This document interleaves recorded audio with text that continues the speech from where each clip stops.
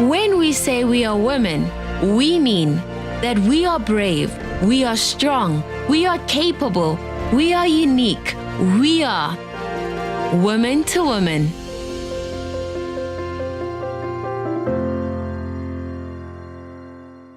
Here, conversations breathe. Here, honesty feels safe. Here, women speak and everyone listens. Because in this space, every thought is welcomed, every feeling is understood, and every experience carries weight.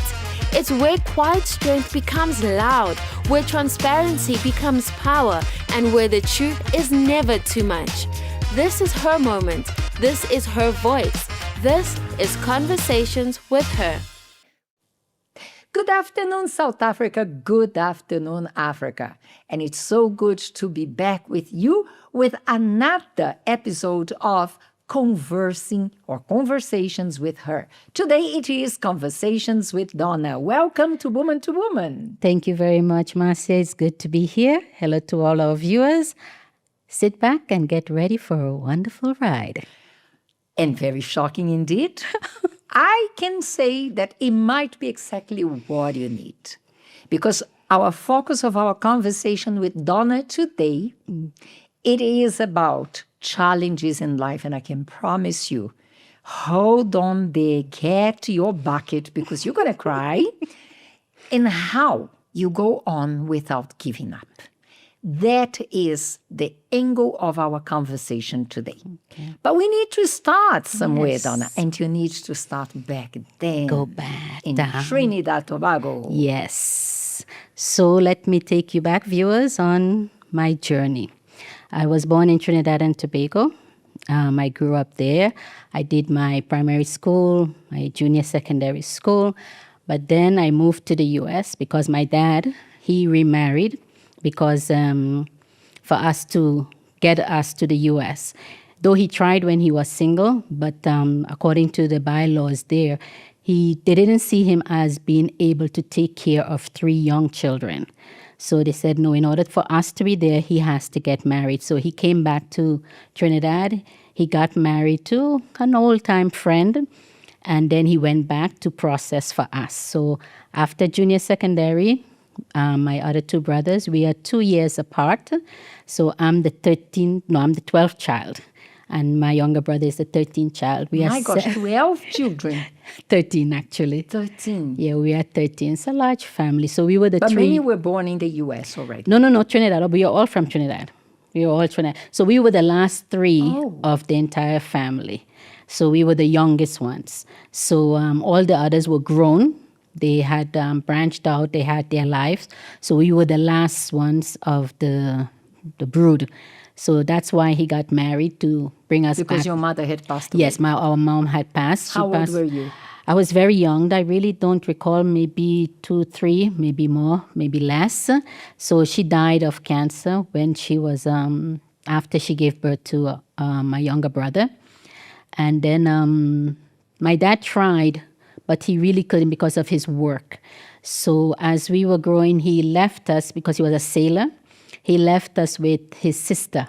And that was a different story. She didn't take very good care of us. That was when we passed hunger.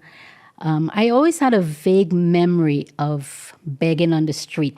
But I always saw it as if it was maybe a figment of my imagination. But then my sister confirmed it. How?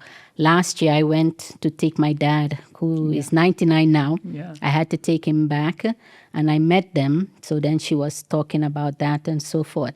And she confirmed this thought that I always had in the back of my mind, but I never really looked at it. So this was one of the things, that the mistreatment that we passed. We passed hunger. We would be hungry, beaten, having to carry water. And this was all before my dad took us to the U.S. Yeah, this was all. And your daddy didn't have any idea because he was didn't know because he was sailing, and he would send money home to take care of us. And then it came to him that, why are the kids suffering like this? They're not being taken care of. And he was very angry when he came to learn that. So when he came back and he showed all the receipts, Here is all the receipts. Here is the proof that I have been sending money to take care of my kids, but it wasn't. It was mishandled. You have those families that they channel it to their own, and the ones that, no, these are just my brother's children, just give them the basic. How old were you? I would say I would be around 8, 9 years old, around 8 to 9, around that. So if I was 8, the youngest one was 6, the older one was 10. 10, yeah. So we were like that. So we passed hunger, begging on the street. I remember there was also another incident my brother was telling me when I saw him last year. Because he still has a lot of trauma about that. I don't think he ever got over it. So he was telling me there was one night. No, I'm not crying, okay?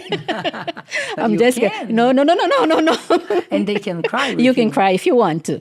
So he was telling me that it was the middle of the night. We went to visit our uncle in another area, like say another province. Mm-hmm. And then we spent the day there, and then we came back. But when we came back, there was nobody home. And he didn't know what to do. And we were standing in the middle of the night at the bus stop. And the two of us, the two younger ones, we were up there playing, and he was there worried. And I was telling him, I said, of course you would be worried, because here you are, you're not a grown-up, you're not an adult, and you have two younger siblings in the middle of the night in the street, and we don't know where to go. You look to the left, you look to the right, no transport, anything. So this was the kind of life that we passed when we were young. So then fast forward, my dad registered us. We went to the U.S., finished, enrolled in school, finished high school and everything. So my dad always said it would be good for me to join the military. But before that, how was now living with your dad and your stepmother in the U.S.?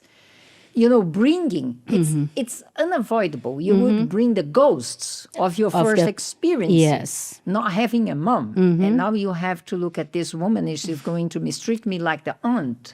But actually, and to adjust to a new culture. Exactly. Okay, let me just step back a little bit. Before we went to the U.S., we were left with, after my dad took us from his sister, he almost went to prison because he was about to fight her. And then someone told him, don't go that way because it can end up very bad, because her children even gather around. So then before that, there was this elderly lady who was a friend of the family, of my stepmom. So she agreed. She never had children. She married. She lost her husband. So she agreed to take us until the paperwork finalized. So I think we spent a couple of years with her. But those were the best years. Wow. Exactly, because she made sure she took care of us. We went to school. She cared so much that in those old house, the tub was outside to watch. She didn't even allow me to go outside, because for her, if you start mingling with the kids around, you can follow bad company and everything. So after school, I had to go to her working place. I would sit down, do my homework. She would serve me afternoon tea when they served tea. So she became a grandmother to us, and she really took care of us. So when the time came for us to leave, I think I was 15 at that time. And my dad came and said, no, I came for you. And I said, I'm not going. And she was like, no, you have to go. I said, I don't know you. Gosh, you didn't know your dad I didn't. anymore. Yeah. Being honest, I didn't really know him because I didn't grow up with him. Because he would come for some time. If you watch the timeline with my brothers and I, the birth, he comes, do whatever, then he goes. He comes, he will stay for a while. He wasn't like a present father, not because he didn't want to, but because he had to go out and work and send to take care of us.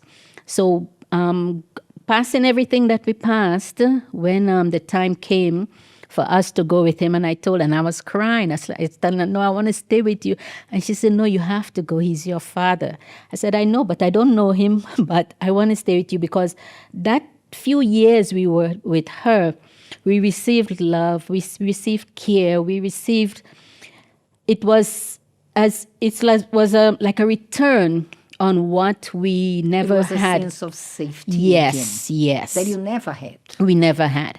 So, but then in the end, push come to shove, we left. We went. It was the worst moment in that time of my life, leaving her behind because she didn't have anything. But then I had an older brother there who would come in and look after her, touch base with her, see how she's going. When we arrived into the States, and then learning the ways of how things there. My stepmother was a great woman. She really took us in. She never mistreated us. She gave us that. She was present, but she never imposed her will. She had her daughter. She had her granddaughter, but she never looked at us as, you are not my own. She treated us as her own, and she took care of us for the time. We were like, we became like really good friends, when we go out to the shopping and everything, because bags and shoes was our thing, even from that age. So she would always like to go and we would go along. So we had a good relationship after getting to the States and everything. So after I finished high school, graduated, my dad said, no, it would be good for you to join the military. It wasn't something that was on my radar, but you obey their father. I signed up, joined the military right immediately after high school, and went to the training and everything.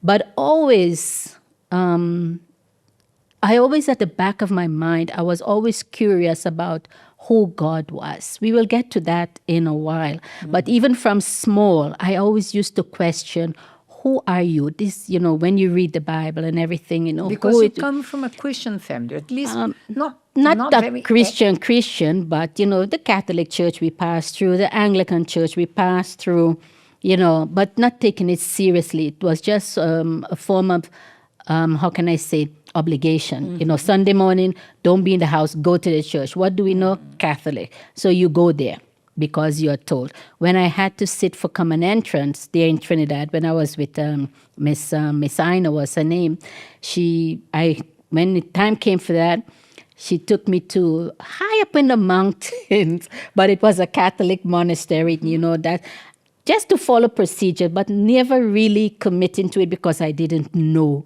anything there. So then fast forward, came to the U.S., as I said, graduated. Military. I was in the military, but I want to go back a bit. Maybe I may seem I'm going back and forth, and just I always believe that when God has a plan for someone, He guides your life. Because I remember when I was in junior high school, the incident, there was a May fiesta. Because I escaped death about 3 times. There were incidents where I almost died. And then something happened there and there was a stampede.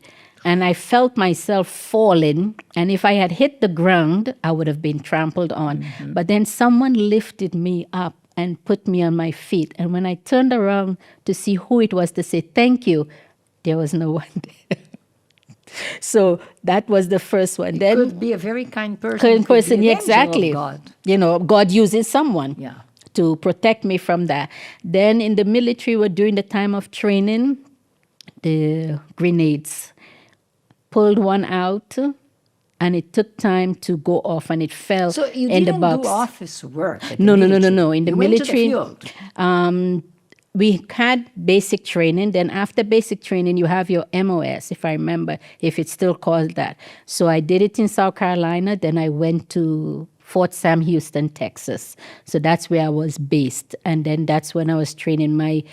My specialist was medical supply specialist. Mm-hmm. That was the training that I was. But aside of the medical field, you have to learn weaponry. You have to learn how to set landmines back then, learning how to do grenade launcher and all of these weaponry and everything. So when we Would you believe that, people? When you look at someone, you don't know what has been happened in one's life. She's able to handle weapons. That was then. No. I'm not going to test you. No. So then when we pulled the pin from the grenade, it dropped. So they thought it was a dud because it didn't go off because you have seconds. So when they took it up, the sergeant took it and threw it. The moment he threw it out, it exploded. It could have been on. It could have been with the other privates in the box there. Another one that we were coming from KP duty, and we were in the car, and we were passing a cliff. And as soon as they turned the cliff, the door flew open, and I was heading out. So the other soldier just pulled me back in. So I look at these as, God's protection in your life. So I went there after one Sunday morning. I went to the chapel, because you have like rest day on Sunday. And it was there when the question came, what are you doing here? And I was like, Like, what are you doing here? And I was like, what am I doing here? And that was what put me now, I need to find God. I need to find God. And after I came out from the chapel and everything, nothing went well after that. How long you were already in the military? I graduated 1983. I graduated 1983, 84, 85. If I could do it with my age, 18, 19, 20, 21, when I came back home.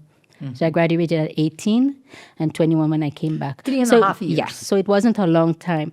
But after that moment in the sanctuary and I came, nothing went well. So then I received an honorable discharge. And I came back home and my dad was like, what are you doing here? And it's like, no, I came back home. This and this what happened. So he was a bit upset, because he saw it as a place where I would make it a career. But it wasn't my choice. It was because he wanted me to. So then from there, I began to look for God. I began to search for him, to find this God, and that I've read about, knowing about him, but not knowing of him. But from all that I passed in my life, I had just suppressed them. I never really looked or dealt with them. Of course you had reactions, thoughts, fears. Yes. But trying to be strong. Always, yes. Bracing yourself. Yes. For daily war. Exactly. You put it aside. I just put, you open that drawer and just put everything and leave that. So it's like, I lived in the moment, it's here and now. Yesterday, if it's gone, it's gone. Tomorrow, I don't know what it's going to be. I live here in that moment. And that's how I lived my life going forward after I came out the military. I'm always on call if somebody needs something. I can never say no. I'm always available to assist, whatever. I never said no, but I didn't realize that I was just a people pleaser. I came to realize later on that, that's how, not to deal with those issues, let me make myself available to help and assist wherever they're needed. And that's how I went on with my life gradually until... You got a job, you further your studies. Yes, I did several temporary jobs. I learned computers, went on, worked at the bank. First at Computer Magazine, where I got the knowledge and information about handling computers. Then I did the bank. That was the last place of employment before I got married, found myself on the altar. No. Now we need to have a stop. Okay. Because she did not just marry any person or any kind of man. No. There is something special about it. Would you care to tell us, to share with us? I was not looking for anyone. And, back in the day, we used to celebrate Christmas. Like on Christmas Day, everybody brings something and then you sit down. So I never stayed with people my age. I always liked to be with the older ones. Mm-hmm. So because life made you to grow up mature very fast. Yes. So I always liked to stay with older people because I felt that I can always get something from them. So I'm a type of person that I will sit down, I will watch, I will observe before I can even contribute on anything. So we were sitting down. Those who know Donna knows she is like this till this day. So then we were sitting down that holiday time with other elder members of the church. And we were... So finally you found a church. Yes, not the Universal Church, Yeah. was Eastside Church of Christ of late Pastor Forrest. Pastor Forrest, Yes. who had worked in South Africa Yes. with his wife, late Marianne. Marianne, Bishop David, Evelyn. Yes. So Donna was a member of the very first church, even before Bishop Macedo had arrived at the U.S. Yes. Nah? Yeah. So you were celebrating Christmas so we in were church, sitting a by- Christian church. You Yes. finally got to know God. And we were sitting there. I think by that time the Universal Church had already started. Yeah. But you belong to the But very I belong first church to of the yes, Pastor Forrest. Eastside Church of Christ. Yes, so it just sort of integrated Yeah. and continued. So then we were sitting there and we were talking and An laughing. eyewitness to the birth of the Universal Church Yes, in the States. and the first assistant, and always will be an assistant. Yeah. So we were there sitting talking, and the potential husband at the time was there. So in that group, and we were talking and everything, the candidate. And we were talking, and then the other assistant that was from Brazil, her name was Dulce. We were very close. So then we were talking, and I told her, I said, next year at this time, because soon would be the night vigil and everything, I'm going to pass with my husband by my side. And she's like, really, Donna? It's like, yes. And it's like, do you have anybody? It's like, no, I don't have anybody. Only faith. And I didn't have anyone. I wasn't. So fast forward. How old were you? When we had the discussion, I was 23. Very young, Was 23. but very decided. Yes. That's another situation, characteristic yes, of the life you had. Yes. There was no time to wait No. in between two thoughts. At all, no. And this is one of the things, I wouldn't say, maybe for lack of a better word, say the beauty of hardship. It's not beautiful, but it's what it does to you, the individual. It forms you. It's choice. You can either lay down and cry and pity yourself and say, oh, I didn't have a mom, I didn't have a dad, I hungered this and that. Or you can take that and make it for you to become stronger, more resilient, more determined, to be a person that, okay, that was just a bridge I had to cross over to get to where I am. There is no quitting. There is no quitting. You quit if you want to, because... and I think because of that, before, I had a very strong personality, a very serious personality. You had to.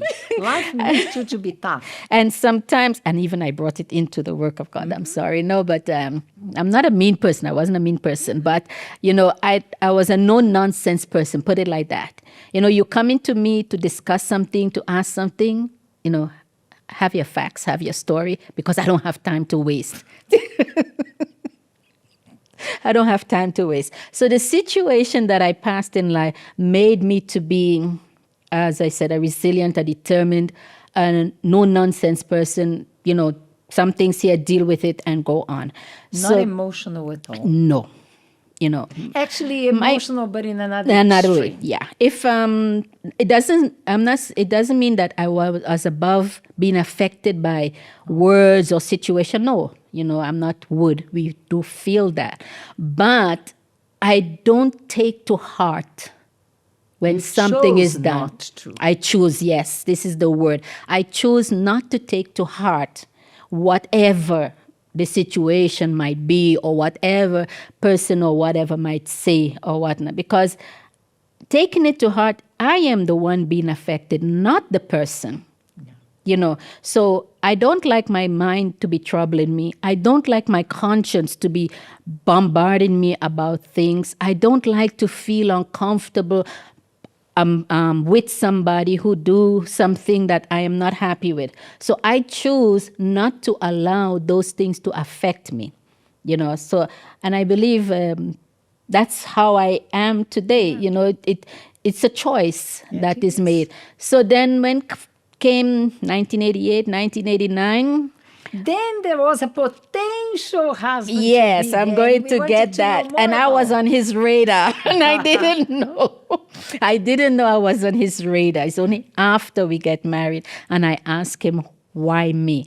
So then, So give us the profile of this candidate. okay, he was, okay. Russian by birth. Oh gosh, are we gonna go there? Yeah, very different in culture. Yes, he was a Russian, you know. He was much older than me, but he didn't look it. He was an educated person. Yeah. And he found Jesus while on the run.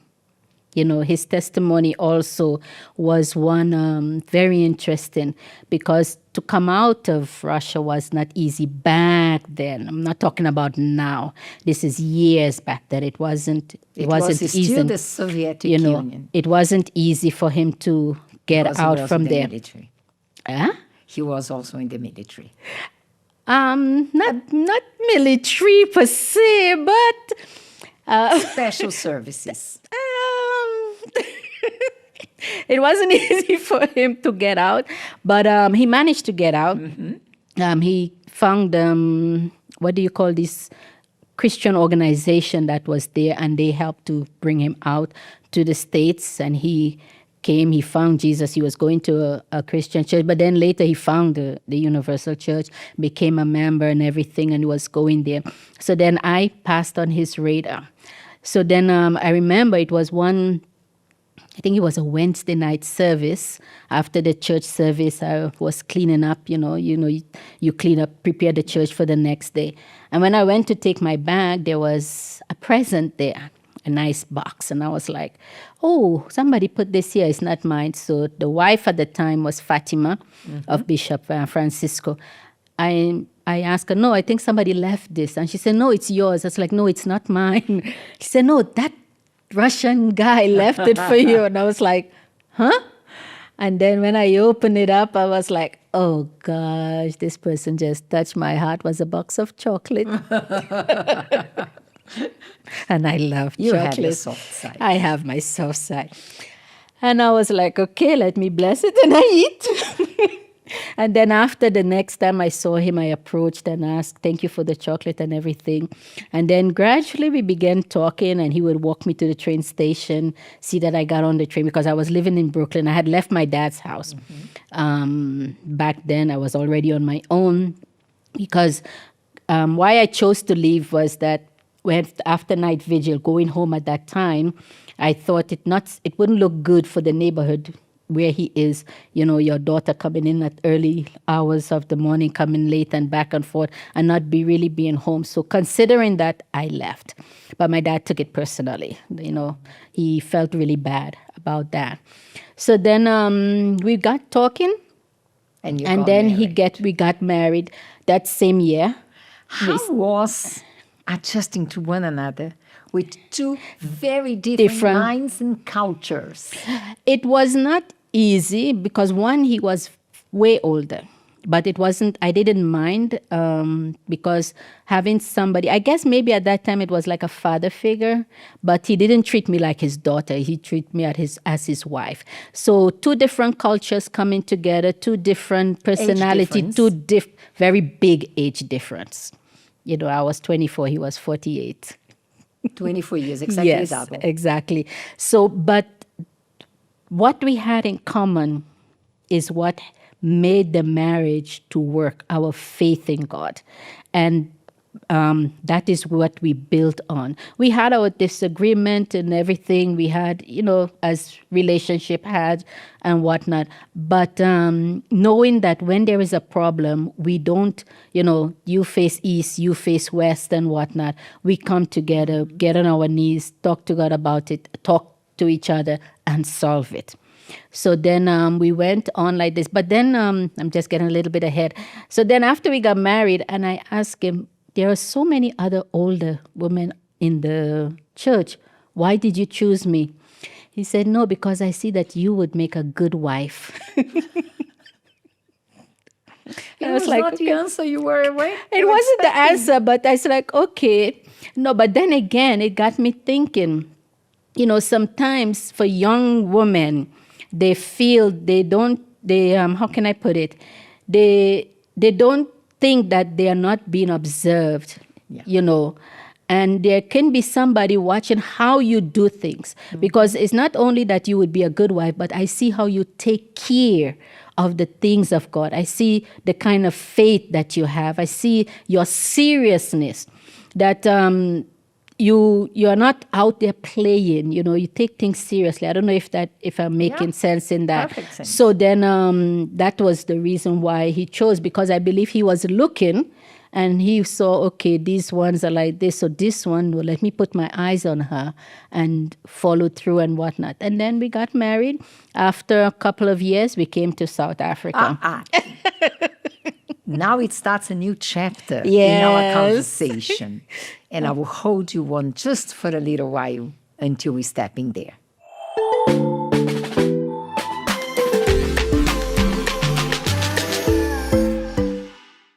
Guess what? Your favorite podcast, the one that makes you think, laugh, and reminds you you are not alone, is expanding its horizon. Conversations with Her is now officially on Spotify.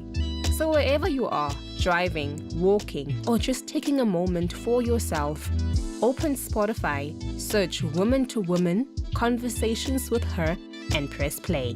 Because sometimes hearing someone else's story helps you understand yours.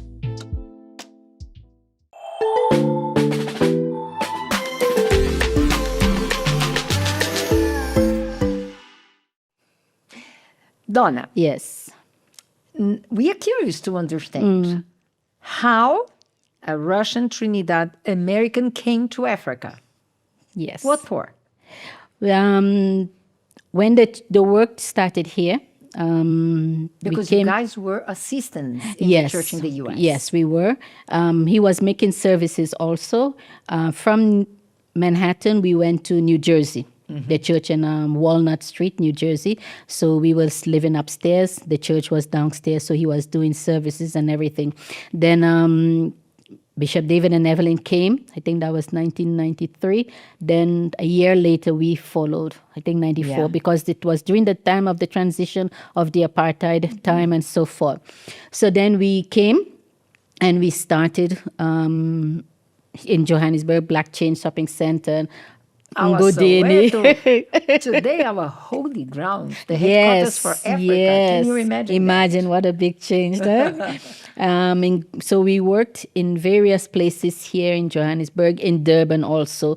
We worked amongst the Indian people in Phoenix. So we worked for a number of years, and then he fell sick, But it wasn't something that was aware of. I discovered it because one day he came out of the bathroom and immediately I went in. And I think maybe with how he was feeling, he wasn't saying anything. He forgot to flush. And when I looked, there was blood and everything there. So then I was like, something is wrong. Let's go to the doctor. So then when we went to the doctor and everything, found out that it was cancer starting. And by then I had Jonathan. I remember there was, when we were leaving from Durban to come to Johannesburg for him to be hospitalized because he had gotten really bad. Then Jonathan was just a newborn baby. And I remember there was months. Yeah, he was just a few months old. I remember we were staying in Stanger. Yeah. And I was alone out there at the time. And we had to... Both of them was crying for my attention. Him because of the pain he was going through, Jonathan as a newborn, crying. And I remember I stood in the doorway and I was like, whom do I go to first? Because here you have alone, you have a newborn baby and a husband. They're both in crying, calling for your attention. And until today, I don't know which one I went to first. But all I know is that... Donna, what you felt at that time... having a newborn baby and just finding out that your husband had a very serious disease. What was in your mind, or you would push the thoughts away? Push it away. Because there was no time for me to dwell on my Your feelings. There is no time for me to, question why me at this time, what caused doubt. There was no time for that. The situation happened, I have to deal with it. And how am I going to deal with it? So I just suppressed everything just like I did with my childhood. Passed through the difficulties, I didn't mention this one being burnt with hot water. And it was not pleasant. It was not pleasant. But, you push it down. Because no, there is something that has to be dealt with. There's no time to deal with the impact it is having on the lives, So that's why I believe it contributed to me being in the moment, living in the moment of things. I don't have time to worry. I don't have time to second guess. I don't have time to question. Something has to be solved. Okay, let's solve it. The problem is there, whatever. No time to this. No room for discussion. So with dealing with both of them, I just push everything away. There's no time to deal with that. We have to get him to the hospital. Jonathan will be taken care of and everything. And when we came... And you had to come to Joburg. And that was, I can say, tipping point because he wasn't supposed to fly. And no one knew. And nobody knew. No one knew that. And the quickest way? And it's the quickest way, but the most... It became the most dangerous way. Because while he was in the air, he was turning yellow because the pain, the intensity of the pain. And then because the intestine had exploded. Oh my gosh. So quickly they called ambulance. They were there. They took him. The doctor said that when he opened him up, because he hadn't had a bowel movement for days. So everything was just packing up in there. So with the pressure in the aircraft, it exploded. And that's why he was in so much pain. I remember because we were at the airport. Yeah. Yeah. So they took him quick. We were at the airport and the emergency, we got a call and took we him had to rush him to the hospital. They did emergency surgery, cleaned him, stitched him up. Then again, they had to do the next day. So after that... How old was Jonathan? Jonathan was... How old? He was months. It 6 wasn't a months, year. I remember. You remember better than me. He months. was months. He was months, So, and having to deal with that, so there was no time to look. But one thing that, that it has such a great impact is when you have a good support structure. Mm-hmm. Because the wives came on hand. I remember Jane was there. We stayed in their house. Everybody was on hand to help and to assist. Because you had a newborn baby that depended on you even for feeding. Exactly. And you had your husband at the to hospital. take care of. And it was trying. I'm not saying that I was a superwoman that handled it. No, but I kept my emotions on the side because there was no point at that moment to break down. Because breaking down, I have a newborn baby that is dependent on me.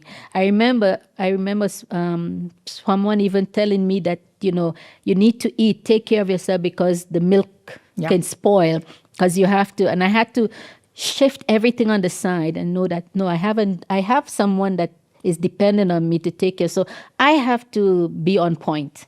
I have to watch But you myself. never dealt with your own feelings. No.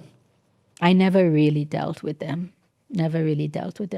So he was hospitalized when he came and we got the diagnosis, the prognosis and everything. And then he was said to take chemotherapy and he refused.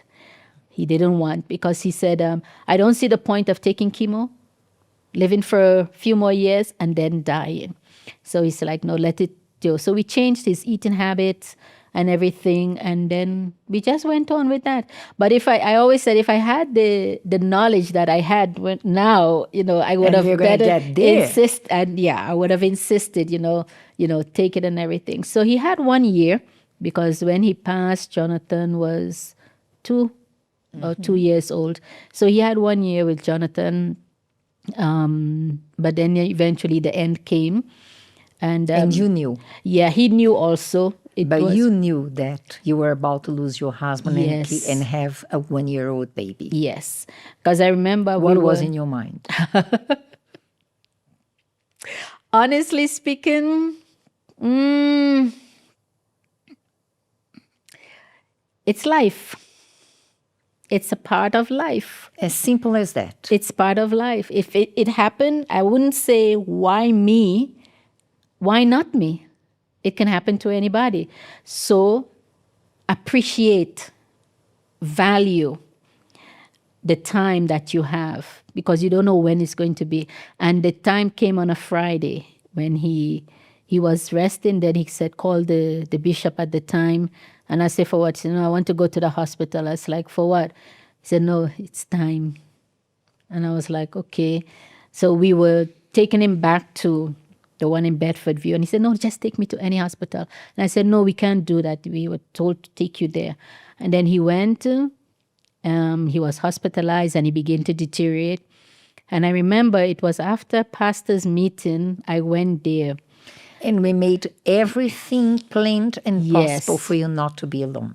Exactly. But our will does not prevail. It does not. It does not. Because the wife was supposed, because there was a shift of A wife's schedule, yes, schedule. was and made. the wife who was supposed to be with you in the moment, something happened that she was delayed and you were alone with him. So there, when I went, I saw him. He was, all scraggly, the beard and everything, and I was very upset. I was like, these people didn't even have the nerve, the decency to shave him. So I began to shave, not knowing that I was preparing him. And then he was just going. He was listening to music, and I was like, I didn't take a shower. I need to shower, but then I didn't want to leave him. Because at the back of your mind, you know it's going to happen, but you don't know when it's going to happen. So I said, okay, let me take a quick shower. So the moment I stepped into the shower, it was the quickest shower of my life. And between that moment, by the time I stepped back out, he left. So then the nurse came and because that machine went off, the nurse came and said, he's gone. And then it began to rain. Then I was like, okay, then the news went around and whatnot. And I remember that after the funeral and everything, I was asked a question, so do you want to go back to the States? I said, my journey began in the work of God with him. So it doesn't mean that it doesn't end because he is no more. I am still here for God to use me. So it doesn't matter the capacity, the area that he wants to use me in. I am available. However, but if the church is not able to, no problem. I am here to obey. And they kept me. The church kept me, took care of me very, very well. Of course. Very well. Because it was your decision. My family. This was the family. Exactly. This is the family. When God says you leave, he who leaves mother, father for his work, doesn't fail to receive much more. And I received so much more. By being taken care of. How was for you as a woman, young, Yes. with a baby 2 years old, to think about life, future, where do I go from now? Do I cry for my husband? Do I take care of this small one? That moment. And it happened. Yeah. That moment happened. Because whatever you suppress, eventually one it day comes will up. come as a tsunami. And it did. It did. We were in Durban because that's where we were.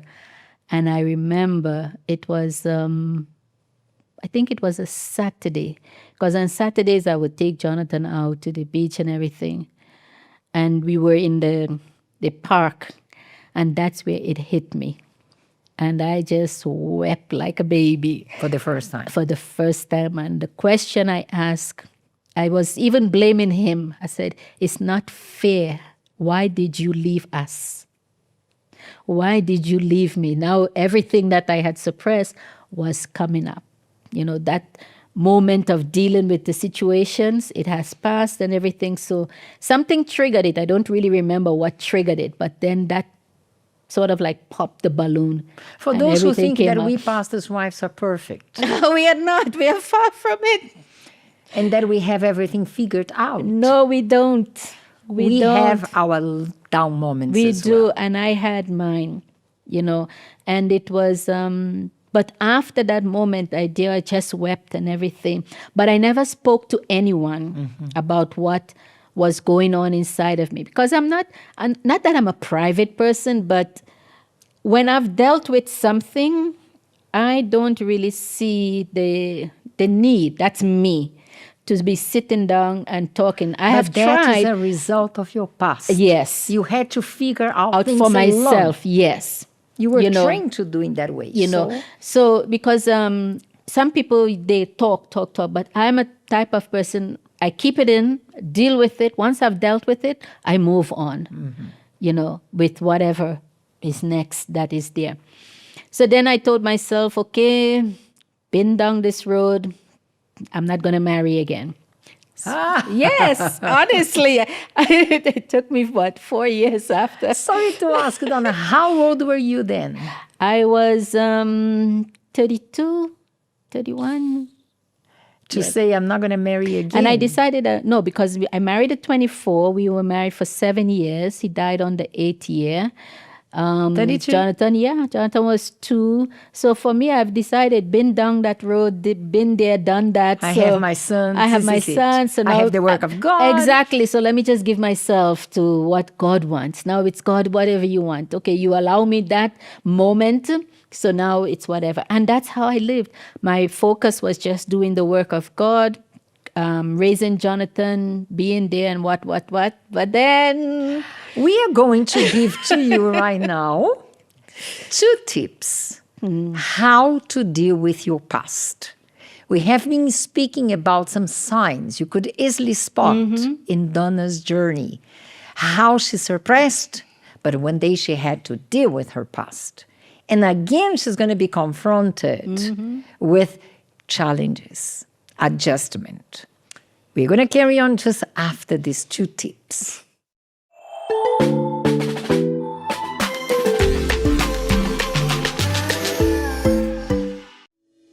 Letting go of the past sounds easy, but it's not. Mistakes, regrets, and what ifs have a way of sticking around. Moving forward isn't about forgetting what happened, it's about facing it and slowly letting it go. Tip 1. Accept what happened without rewriting it and forgive yourself. You cannot heal what you keep denying. Acceptance does not mean approval. It means acknowledging reality without constantly replaying it or wishing it were different. Forgiveness, especially self-forgiveness, is part of this process. It's not excusing bad decisions, but recognizing that you are operating with the knowledge, maturity, or emotional capacity you had at the time. Tip 2. Break the identity attachment. Often, people don't just remember their past, they become it. I am divorced. I am a failure. I am the one who messed up. These are identities, not facts. The fact is, the past is an event. It is not your permanent label. To fight for a successful future, you must detach your identity from your worst moments. Start saying, that happened to me, instead of, that is who I am. If any of this feels familiar, you are not alone. Letting go of the past takes time, but moving forward is always possible.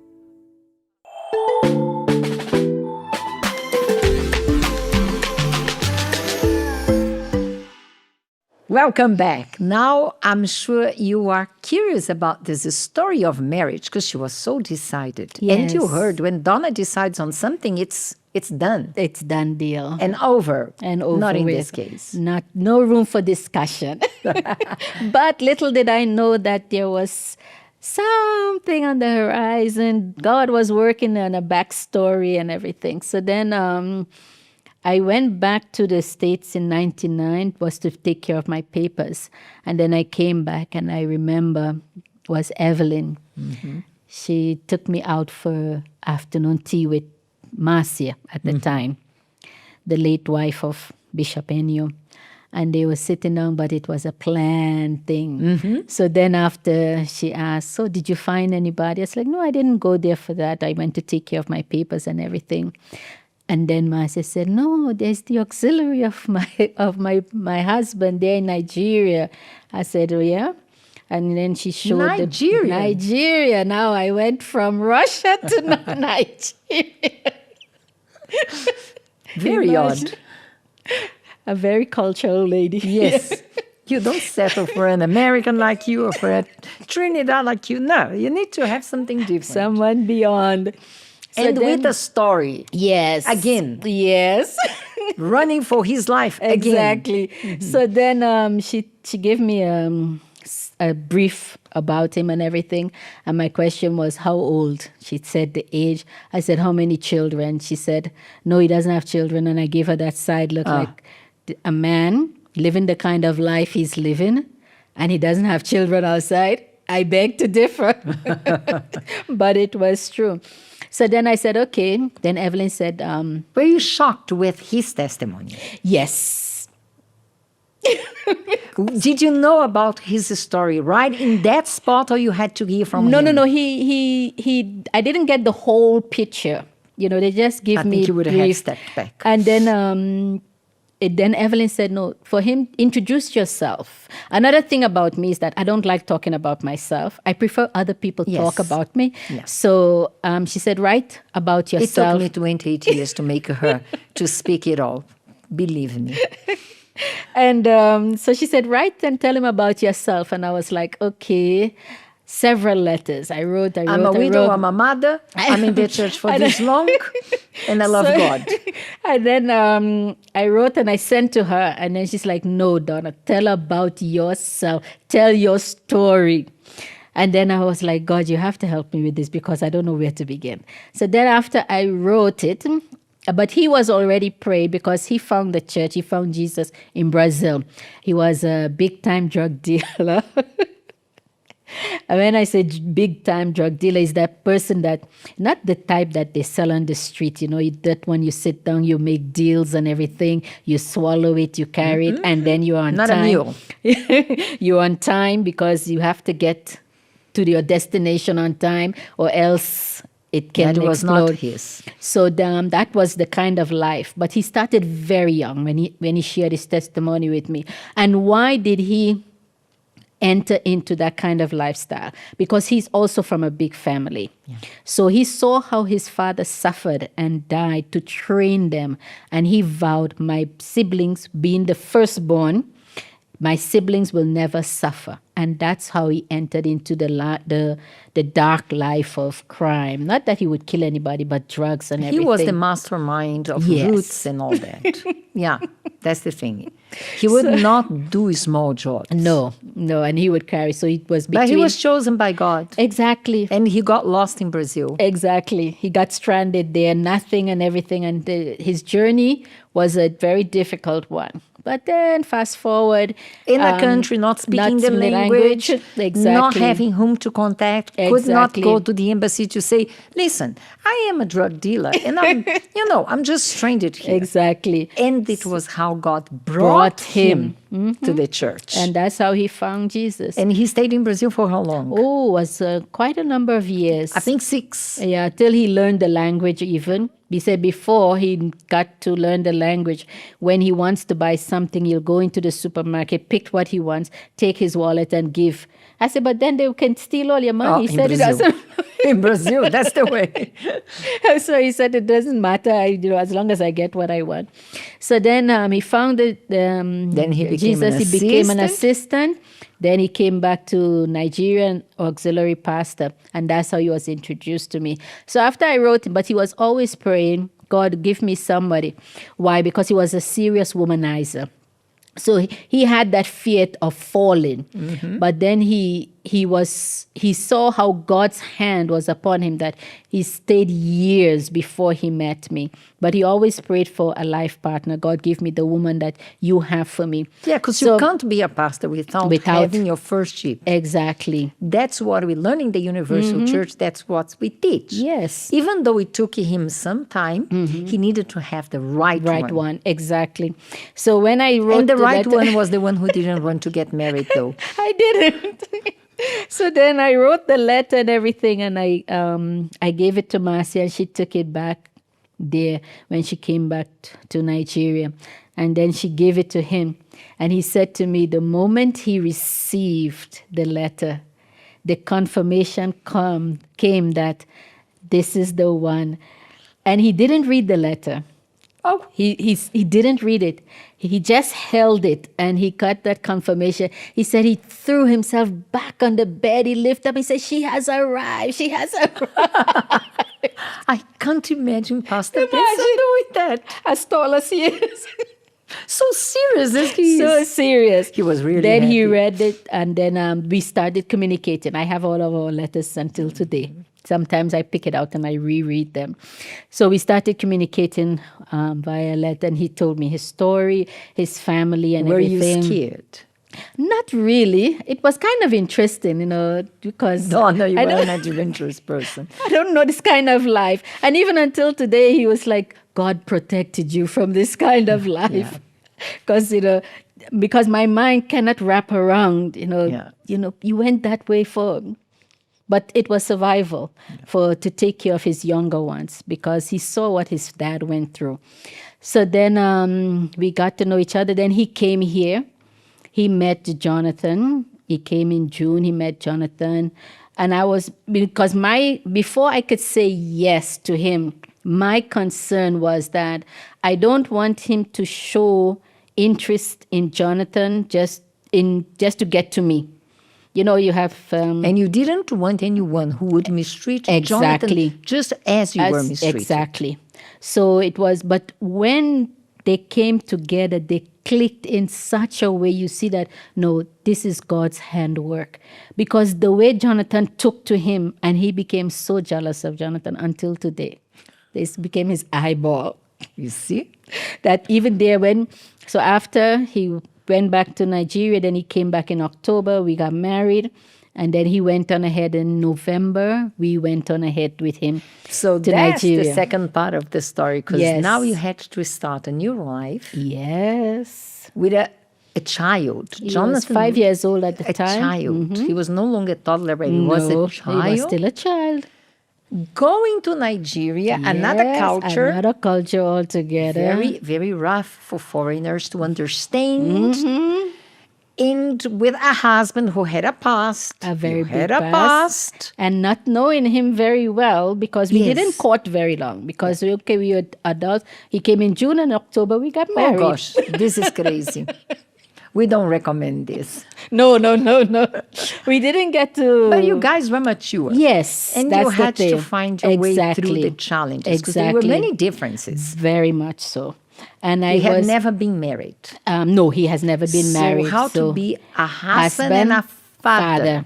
It was I think it was challenging for him, but he embraced it. He became equal to the task. He was there, as I said, he was very jealous of Jonathan. So he protected. But also he's not soft. No, he's not. He's a very tough man. Very tough man. So that person that I saw that talks that sweet talk and everything, I remember one incident when we were there in Nigeria, and that was the side I saw that scared me. Because, load shedding is very common there. So the person wanted to switch to lock where the gen is so that Sunday morning the church wouldn't have light. So he wasn't having it. And he went there and they were exchanging words. That's how I came to see that Nigerians just talk loud naturally. They don't have that normal like we are conversing and you think they are fighting. And I went there with Jonathan like, no, trying to be the good Samaritan. No, you don't need to be like that. And then the way he was like, get out of here. I was like... Oh my gosh. Because where did I now put myself? the situation was very intense. So for him, you being there with the child, you can get hurt. This is not place for women. So exclude yourself. And me, I saw it as With like, an American mind. what is have this? I done of my life? Exactly. That was the moment. That was my question. I took Jonathan and went around and I put my hand on my head and I said, my God, what did I do? Where did I find myself? Is this the man that I married? because I never saw that kind of course. reaction. But for him, I agreed with it later on because he was protecting the church. The person wanted to pull a fast one, and he wasn't having it. If you lock it, how are we going to have lights? How the people are going to see? No, he wasn't having it. So that side came up, to defend and whatnot. So then after we sit down, we talk and everything. It was challenging. He was tough. He was a tough person. And it took me a while to adjust Plus to all that. the challenges you faced yourself with Jonathan, a foreigner. Because you look at Jonathan, he's not a Nigerian. He's not, no. No, he's very light and complex. Very. He has, at least he picks up accents. Ne? Yes, he had he does. American accent. Then he got accent from Cape Town. Exact. Oh, that But one. they would clearly see That this boy one is not from here. Exactly. And to make him to understand the kind of life he chose. How many malarias you got? Oh, I think I became immune. The last one, not only malaria, we had boils. And it was always between Jonathan and I. When I fall sick, it was sort of like rotational. When I fall sick, then Benson would be okay. Then when he falls sick, Jonathan would be okay. So it was going around Because like of that. the water. Because of the water, the mosquitoes, the environment and everything. So that was another chapter of struggles, fights, But one thing that I was very grateful for, Jonathan never complained. Not for one single day. He never complained. For him, everything was play. He loved to play. It was like he was in an adventure. He would wake up in the morning to go to school, come back home because we weren't at home, but he would take care of himself. The situation made him to grow up, to mature, and he was able to handle whatever it is, but he never complained. No matter what you set before him, he would eat it with relish, with happiness and enjoyment. Though he never had what he wanted, but he never said, why am I in this kind of life? Why did I come here to suffer? No, not for one single day. So, and that one I was grateful for. He grew up, came back here to South Africa, finished his schooling, but he took another path. Before we go there, because Yes. now it comes the part that she learned to deal with the past. Yes. She had that woe moment Yes. that we are going to talk about, and how she used that self-confrontation to help you.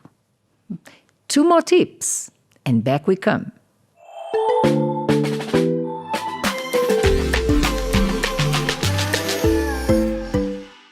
Now that we've started letting go of the past, it's time to take the next step. Letting go isn't just about acceptance or forgiveness. It's about turning your energy into action and giving yourself something worth moving toward. Tip 3. Replace rumination with action. Overthinking feels productive, but it's usually just disguised stagnation. Thinking about what went wrong doesn't build what can go right. Shift your focus from emotional replay to practical steps. Even small, consistent actions, learning a skill, improving your health, strengthening your faith, building better habits, begin to shift your trajectory. Tip 4. Create a compelling vision bigger than your pain. If your future is unclear, your past will feel louder. Build a vision so exciting, purposeful, and meaningful that staying stuck becomes more uncomfortable than moving forward. Write down what success looks like for you, emotionally, spiritually, financially, relationally. When you have something worth fighting for, regret loses its grip. A strong vision pulls you forward the same way pain once held you back. If any of this hits close to home, you're not alone. Start small, keep moving, and let your future pull you forward.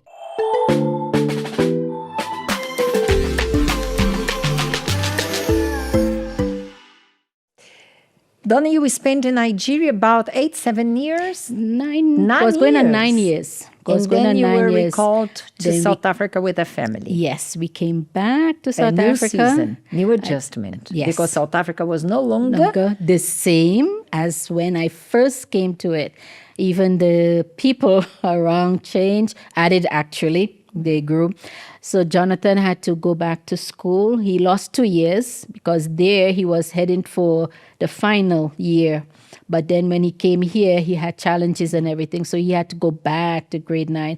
He wasn't too happy about it, but it was good for him because afterwards, when he matriculated, he said, Mom, it was good for me that I went back because he made friends.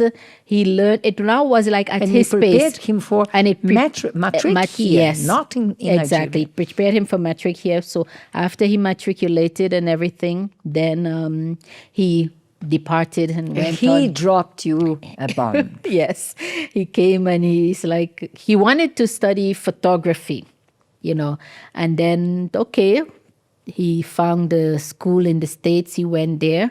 He left. He was staying with my brother, the one before me. No, but the bomb was that. You never thought he would leave. I never thought he would leave. And all of a sudden he knocks at your door and say, I'm going to make a life there. Yes. And you had to trust. I had to. All that you have invested in him, not invested physically, but in character. Yes. In his spiritual life. Exactly. That he would not get lost. Exactly. That was the... I had to show God that, okay, it's choice. I would love for him to be with us. I would love for him to have just transitioned. Study here, work go here, here, marry do everything here, be exactly. here. Be under mom's watch. But he chose that no, he wants to branch out. And I had to believe that the training, the teachings, the seeds that was sown will make a difference in his life. And he will bring it into play. He knows right from wrong. He knows what is acceptable, what is not acceptable. So, and then we had this to leave family him is home. from the military. I'm telling you. Jonathan served. So he left For and 6 after years? Yes, he went 6 years to the He military. built his life. He built his life. He never got lost No. in his principles and values. No. He takes care of his life. Yes. He came to visit He you by came and surprise? visit right before COVID hit. Yeah. He came. It was the big surprise, but he came. He spent a week and then he went back. And you are in peace with him. Yeah. You miss. I do miss him. Sometime he will go months before he get in touch with me, but because of the nature of the work he's doing, he doesn't always communicate because his schedule is very erratic and so forth. But I understand about that. But You made your choice. he made his own. I could not impose my choice, my dream on him. Each person has their calling. You invested in his foundation. Yes, And and now that you is- trust in God with that. That exactly. But we are not here to talk about Jonathan. And if you think we are already heading to the end of the conversation, now it gets the most important part of it. Yes. The tsunami came back. Yes. And when you came back to South Africa, it was the moment that God confronted you again in different ways. in different ways. And I think I have Godlywood to thank for that. Just like IntelliMen helped my husband, with changing and becoming a better man. Toning down. Yes, very much. Toning down. He became a better husband. He became a better father. He wasn't, how can I say, demanding. He learned, and that was all through IntelliMen. IntelliMen groomed him to be the man that he is today. And with Godlywood, it helped to unearth it was like the key that opened the Pandora box. That I had to deal with my past, my upbringing, everything that I had passed through, and just What were let the it go. things that were in you, hidden inside you, that were popping out and Inside confronting of you? me? I can say I had poor self-image. I never really valued myself, so I would cover that up with all the busyness. As I said, I'm a present person, but not to look at me, Donna. So You I look would- after others. Yes, I care for others. I will go the distance, but for Donna, never invest in Donna, never care for Donna, never find out what pleases Donna. What Never makes spoke Donna. about Donna. I never spoke about Donna at all because when I sit down, I always tell myself, but what do I have to say because what I have to bring to the table, maybe people are not going to relate or how can I say, get it. So I never really, because I would play it in my mind, and when I put it out there, it's like, no, you're just wasting people's time. So just keep everything to yourself. There's no need to, but it's not good. It's not wrong, to talk about what you're going through, as long as it doesn't become, how can I say, like a crutch, because you have some people, they talk about the same thing time and time again. But the purpose for talking about what's going on with you, how you're feeling, it's a release from what you have inside. It's bringing you face to face with what you have kept hidden. And gives you a new dimension. And it gives you, exactly. And it's like you're peeling off all those layers. And I had to go through that, the poor self-image, the why me inside, I passed through. Why my family, why did they treat us like that? Why couldn't we receive care and love? Why did we have to go to be begging on the street? Why did we burnt with hot water? Why did we have to go hungry? So all of these things, because you had a behavior, and I'm going to touch on that, because I think it may help them to understand. Okay. You felt that you didn't deserve anything good. Exactly. But you would not put that in words, because I don't think you would connect the dots. No. So you told me sometimes even your husband would give you a gift, a beautiful gift, and you would say thank you and give to somebody else. Why? I guess because I felt that I didn't deserve. And I think that's how I was, because even sometimes I would buy things and next minute I'm giving it away. Let me make a question that maybe people there are asking. Did you have the Holy Spirit? Yes, I did. How would you have gone through so much without Him? It's But not possible. Still, those things had were to there. unearth. Because they were there, they were just suppressed. And, I do deal with what God has called me to deal with. Even having the Holy Spirit, there are things inside of you. If you don't deal, it doesn't mean that you are not free, but you need to deal with it at the end of the day. I don't know if I'm making sense. Yes, you baptize in the water, you baptize in the Holy Spirit, but if you don't deal with your past, you don't deal with what you have gone through, somewhere along the line, it will be... it will hook you not to do more to your potential. Exactly. And that it was what was happening with you. Because I always kept myself back.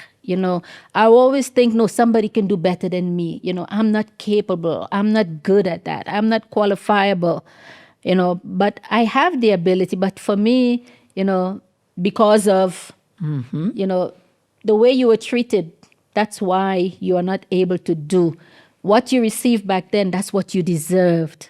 So because I deserve that kind of lifestyle in growing up, then what right is there for me to have anything better?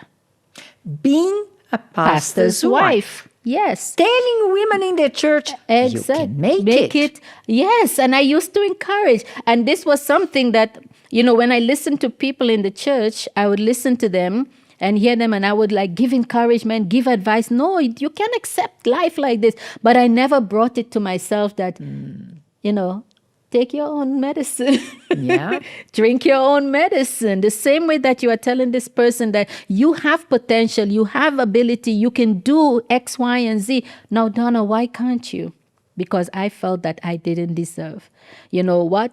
Let me just be available. God, however you want to use me, go ahead and use me. Whatever you want me to do, I'm ready to do it. But when God would call you to do something else, you would say, I cannot.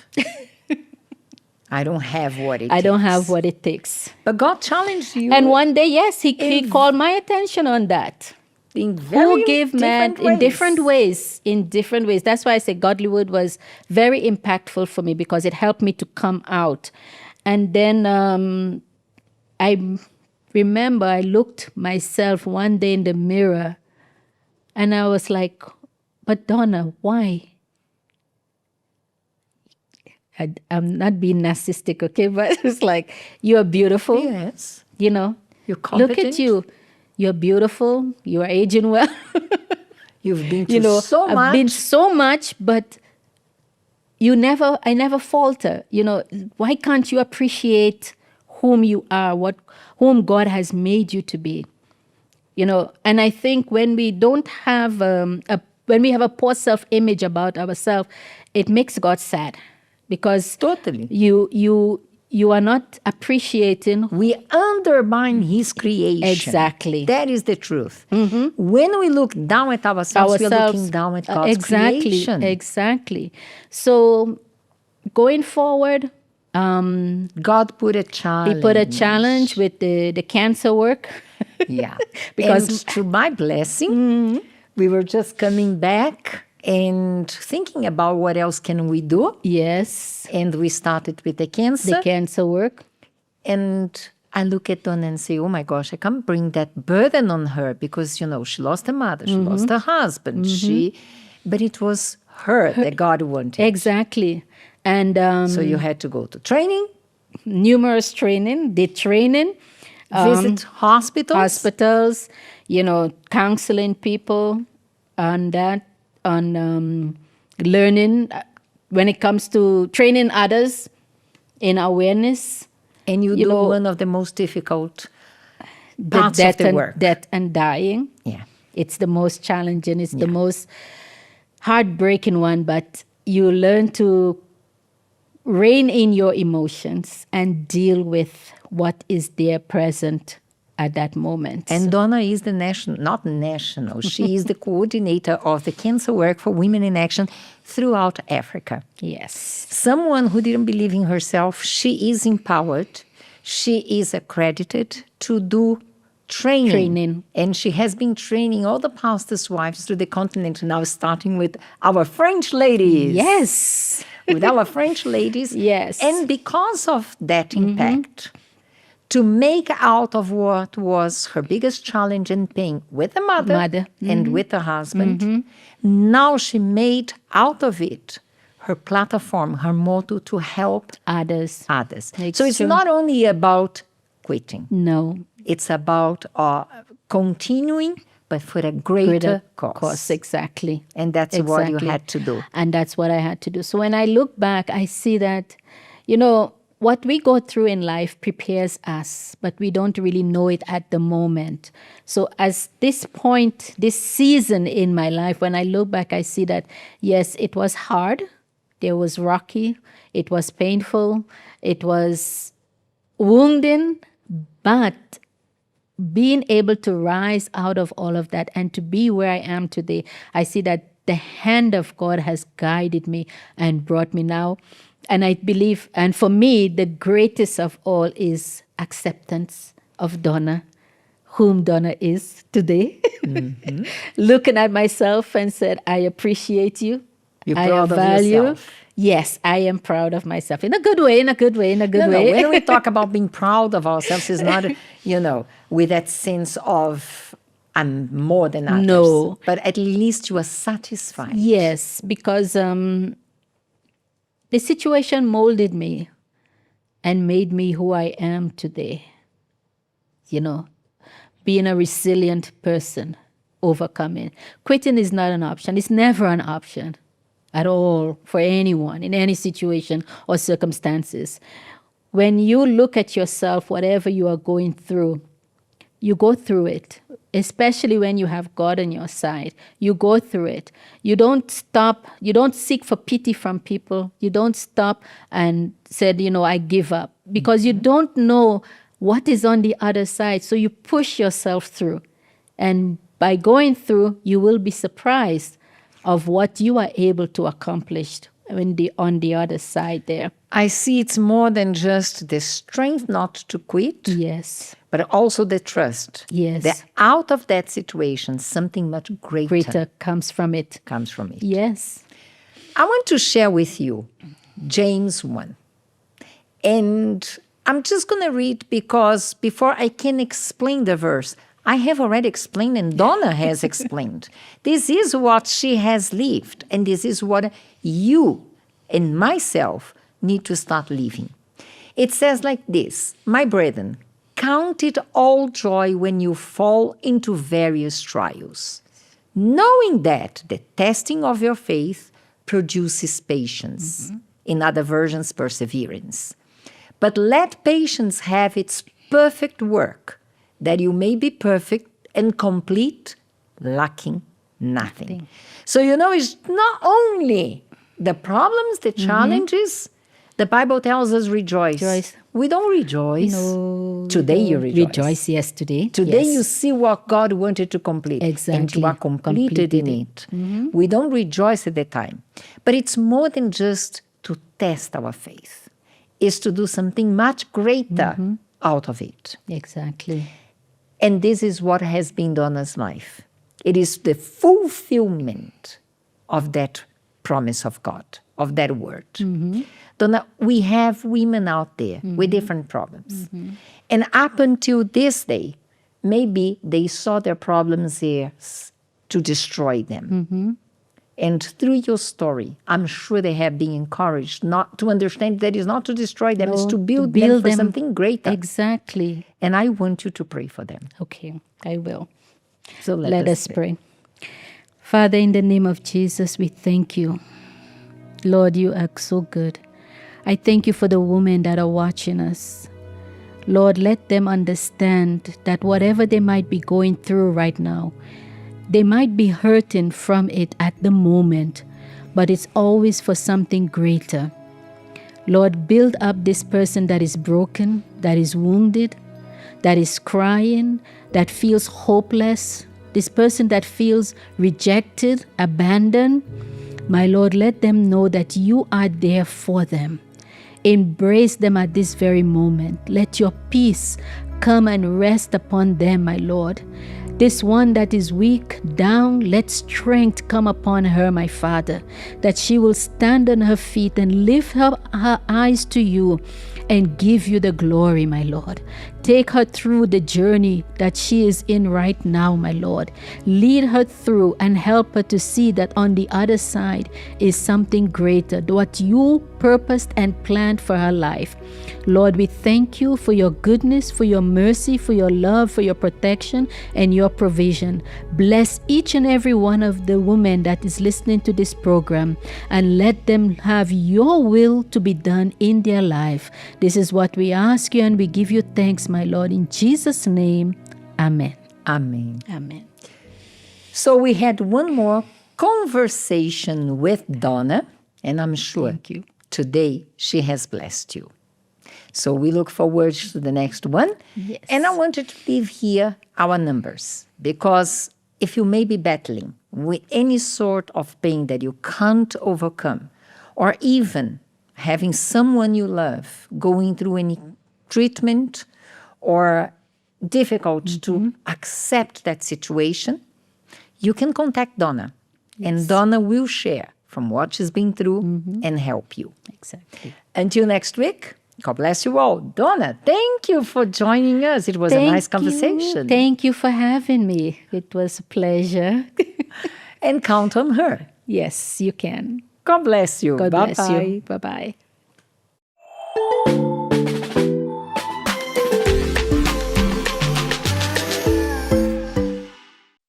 The first step to healing is simply reaching out. If you or someone you know needs support, email woman-to-woman@uckg.org.za or call 0800 330 320. Our toll-free helpline offers confidential, non-judgmental support.